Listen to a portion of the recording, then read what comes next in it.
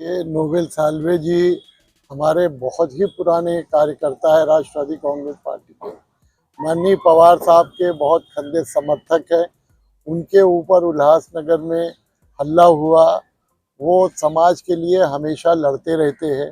समाज की में जो बुराइयां हैं उसके खिलाफ, जुए के खिलाफ, नशे के खिलाफ, और लोकल गुंडों ने उनके ऊपर जानलेवा हमला किया। बहुत गंभीर तरीके से उनको चोटें आई। वो कई दिनों तक जो है वो हॉस्पिटल में रहे, वेंटिलेटर पे रहे।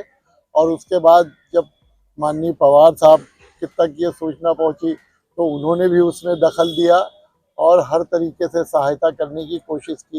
लेकिन मुझे दुख इस बात का है कि आज तक साल्वे जी के लिए जो है सरकार की ओर से जिस प्रकार से एक्शन होना चाहिए था गुंडों के खिलाफ, जिन लोगों ने उनको मारा, जिन लोगों ने उन पर जानलेवा हमला किया, वो आज भी खुले तौर से घूम रहे हैं।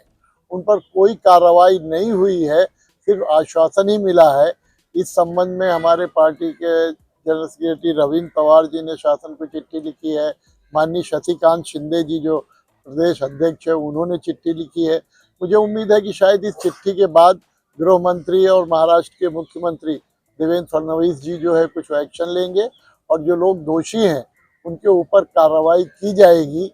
जल्दी से जल्दी कार्रवाई होनी चाहिए, क्योंकि एक इस प्रकार की भ्रांति जो समाज में है कि बीजेपी सरकार में माइनॉरिटीज़ को न्याय नहीं मिलता है। वो क्रिश्चियन समुदाय से जो है वो आते हैं। नहायत ही ईमानदार नेता हैं हमारी पार्टी के। पूरी पार्टी राष्ट्रवादी कांग्रेस पार्टी की ओर से आज रविंद्र पवार जी हमारे प्रदेश अध्यक्ष हैं, रशीद खान साहब मुंबई माइनॉरिटी के अध्यक्ष हैं, और उनकी पूरी टीम हम लोग नोबेल साल्वे जी को मिलने आए हैं और उनको पूरा हम लोगों का पार्टी का समर्थन। इनफैक्ट खुद जो है आयोग को इसमें दखल लेने की आवश्यकता है, क्योंकि आयोग का गठन ही जो 6 माइनॉरिटीज है, क्रिश्चियन है, पारसी है, उसमें सिख है, मुस्लिम है, उनके लिए इसका गठन ही किया गया है।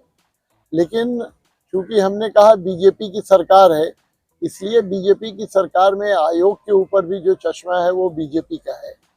हमारे समय में इस प्रकार से कभी घटनाएं जो हुई हैं उनमें तत्काल 24 घंटे के अंदर वहाँ के कमिश्नर को, एसपी को कॉल किया गया, उनसे एक्सप्लेनेशन पूछा गया, एफआईआर लिखने के लिए आदेश दिया गया। आयोग सक्षम है, आयोग के पास दीवानी न्यायालय के अधिकार प्राप्त है। आयोग चाहे तो 24 घंटे की नोटिस पे वहाँ के जो है वो कलेक्टर हो, चाहे कमिश्नर हो, चाहे डीसीपी हो, उनको बुला सकता है और पूछ सकता है, हेयरिंग कर सकता है। हेयरिंग करने के बाद वो अपना निर्णय दे सकता है, एफआईआर दर्ज करने का आदेश दे सकता है, जो आदेश सिर्फ हाईकोर्ट में ही चैलेंज हो सकता है आयोग का, नीचे उसको कोई इनकार नहीं कर सकता है। लेकिन मुझे दुख है कि अभी जो आयोग है और उसके जो अध्यक्ष हैं, शायद उनको पता है कि नहीं, और अगर होगा तो कोई राजनीतिक दबाव होगा।